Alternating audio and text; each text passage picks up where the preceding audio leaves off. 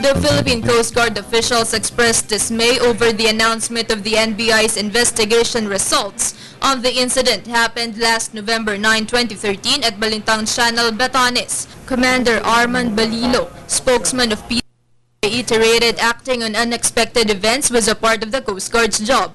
Balilo hopes the authorities will consider this fact. Sa amin sa PCG, gusto muna namin makatiyak na ito na nga yung kaso. So we're waiting for the official announcement of Secretary De Lima. And that, tsaka pa lang siguro kami pwedeng magbigay ng komento.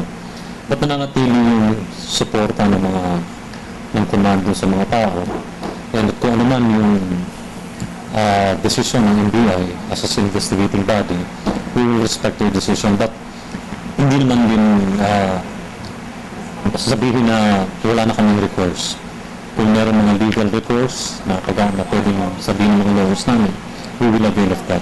Attorney J. Batong Bakal, UP Director of Institute for Maritime Affairs and Law of the Sea, meantime said the Philippine Coast Guard actions were justifiable.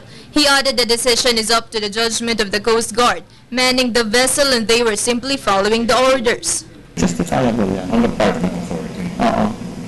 Kasi imagine you're all alone at sea, no direct contact with higher ups. You're the one who makes the decisions.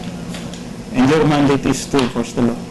You will do everything you can to ensure it's enforced. Now, kung mangyayari pa doon, sigagaya ang nangyayari dito, may deception, there is repeated evasion, attempts to escape, there was even an attempt to disable the vessel according to the commander.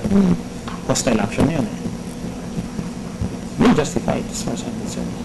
Law of the Sea experts also unite to continuously hope for a fair decision on the said incident. Meanwhile, NBI's investigation results and recommendations were handed over to Justice Secretary Laila De Lima.